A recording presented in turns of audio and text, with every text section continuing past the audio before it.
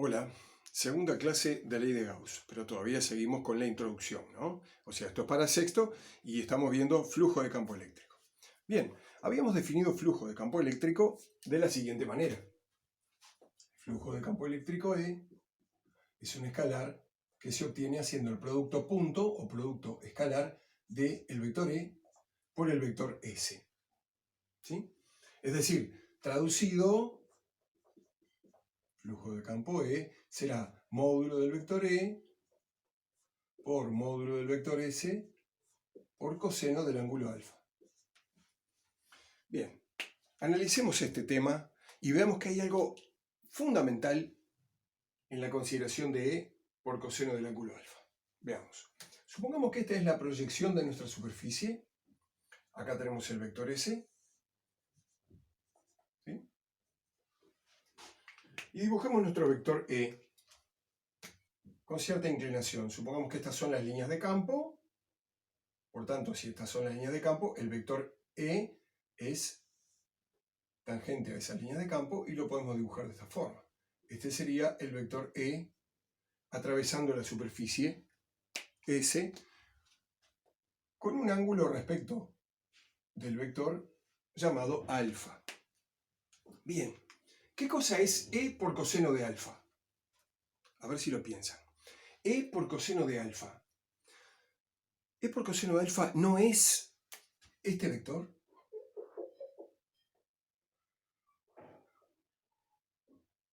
¿Sí?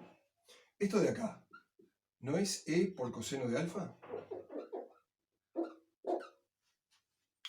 Piénsenlo, cateto adyacente, hipotenusa de este triángulo rectángulo al proyectar E sobre S. Sí, efectivamente.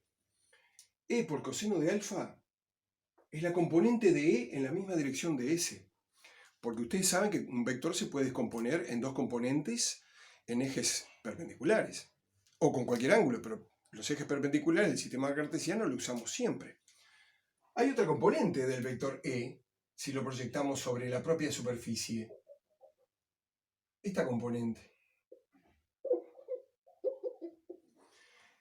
Esa componente del vector E no ayuda para nada al flujo. No interviene en el flujo. De hecho, no fluye a través de la superficie esa componente. Esta sí. Quiere decir que E por S nos da algo así como la efectividad del flujo. ¿Qué porcentaje de E logra atravesar la superficie? Cuanto mayor sea esta componente, mayor va a ser el flujo.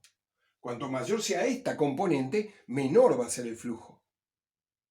Entonces, habiendo dicho eso, fíjense que E por coseno de alfa nos viene al pelo para establecer qué porcentaje de E ayuda o interviene en el flujo.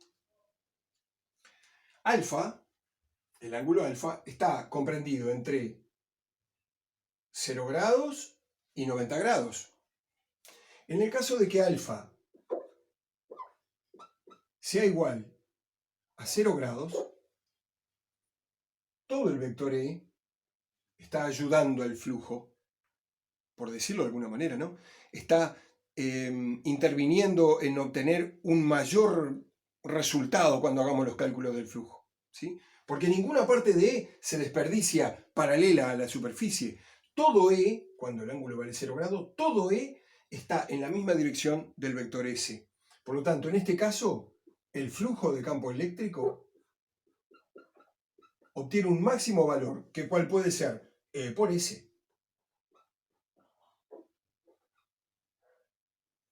En cambio, cuando el ángulo alfa es de 90 grados, entonces, en este caso, el flujo de campo eléctrico vale 0. ¿Correcto? Entonces, a ver, haciendo como un resumen. E por coseno de alfa nos va a dar la componente que interviene en el flujo. El porcentaje del vector E que está fluyendo a través de la superficie. Y esta componente no interviene en el cálculo del flujo porque justamente no aporta nada a la obtención de ese flujo. Bueno, veamos las unidades que creo que no las vimos antes. Las unidades de E, Las unidades del flujo de campo E se obtendrán unidades, ¿no? Se obtendrán multiplicando las unidades del campo E por las unidades del vector superficie.